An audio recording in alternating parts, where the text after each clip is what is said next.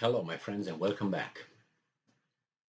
In the past few days, there were some reports regarding Mariupol, Azovstal steel plant, regarding the evacuation of civilians and some bombardments by the US Russian army, and using planes and bombarding the plant. Uh, I just got an article now where all these bombardments change into ground attacks, which is new. Let me read you the title and read you what's going on here, because the first time when I hear after they encircled the plant and they said, okay, Mariupol is liberated, you know what it means. Only these guys are encircled in the plant, in a steel plant, Azovstal, and nobody wants to leave, no one wants to surrender. Then United Nations came, and then the Russians agreed, okay, we're going to leave some civilians leave, and whoever wants to surrender, free to surrender, we guarantee their lives. All right, so here and then there were some, ceasefire and so on. There was no firing, no bombing, and then from time to time the Russians are coming back and started bombing the plant, and uh, the guys encircled are in the catacombs underneath in the basement of the plant. So here we have this article is from USA Today from May 3rd, 2022, and this article came at 9:18 p.m. So right now is 10:07 p.m. So about I got it 9 minutes. It just came then and just got it a few while ago. So it says the Russian forces storm Mariupol steel plant. This article is from John Bacon, Selina Tibor, and Janine Santucci. And we read here that the Russian forces on Tuesday began storming the sprawling steel plant, serving as the last holdout for Ukrainian fighters in the besieged port city of Mariupol, Ukrainian officials said.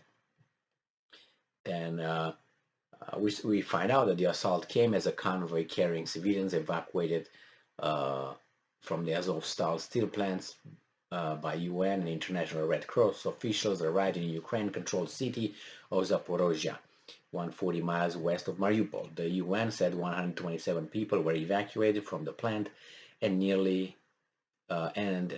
area Tuesday. So now we read what's going on here. These guys say this is from Sviatoslav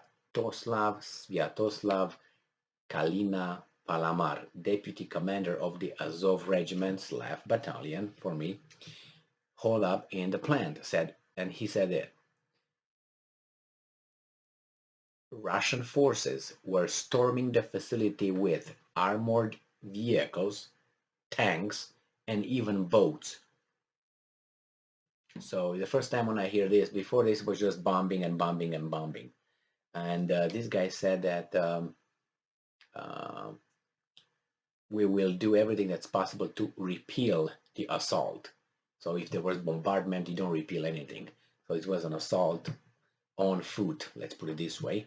But we're calling for urgent measures to evacuate the civilians that remain inside the plant and to bring them safely, Palamar said. So this is the first time when I read something like this, that the Russians, after encircling and just not doing much but bombing, bombing, bombing, now they go with tanks, vehicles, and even boats trying to get in or get the people surrounded. Well, I think I don't defend anybody, but I think the Russians gave these guys trapped in there the opportunity to get out and surrender. Obviously, when you surrender, there are chances that you could be kept alive, you could be, taken into custody and then tortured, and the other one, you could be just plainly, sent to meet your gods. And this is it. But what I was always saying regarding this particular Azovstal steel plant, I have no evidence, but I feel that it's too much fight about this little thing that could stay there. I mean, these guys are going to run out of water and food and whatever. Uh, it's something there that's very important, and I don't know, not know what. I'm not going to say it's the pride and the patriotism. Yeah, that's true. That is over there too.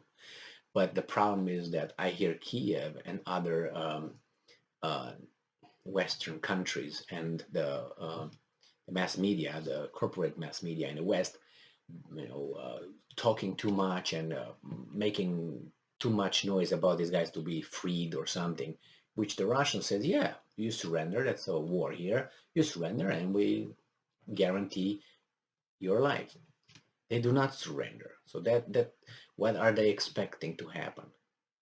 What do you think the Russians are going to change their minds or what? As I always said regarding this kind of Azov plant encirclement, they think that the Americans are going to come and airborne them and pick them up with ropes. What do they think?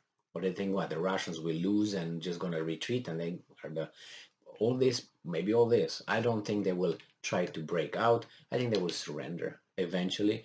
If this continues, they will be dying over there. There's no other way. They're not going to be able to get out anywhere. That's for sure.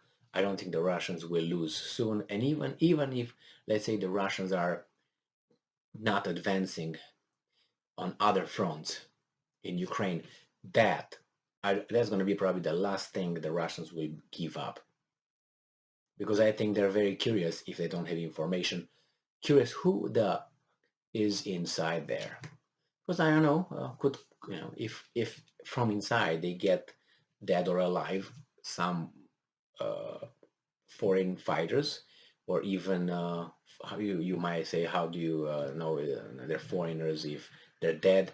Well, there's ways, there's ways, and we have all kind of did you hear about DNA testing and other things? So that's one way. I'm not gonna go with facial recognitions because you don't have them uh, in your system. These guys, you can recognize them with whom, what. But I'm guessing that they could figure out, and they would, if those guys burn their papers and they would go their emblems or whatever they have, still DNA will be there, and you can figure things out. Yeah, you can say, well, the Russians are lying. Yeah, it could be done, but if they do it right, they can always invite observers from outside, and say, guys, this is what we're gonna do. We're gonna see who's who, what's what, for the families of the victims, in the name of the family of the victims, or whatever, newspeak they could use too. But I'm assuming there's some military personnel over there that should not be over there under a legal circumstance. But we'll find out. I know we will find out, or at least we'll find out what's going on over there. I'm not saying that we'll confirm that these guys over there. We'll find out. I guarantee you. These guys are not just gonna go like gone. Well, so they're storming the plant. Probably they just from time to time. So the guys are they're using their energy and ammunition and whatever. We'll find out. Thank you very much for being with me again today. Stay strong, stay smart, look for the truth, and be just.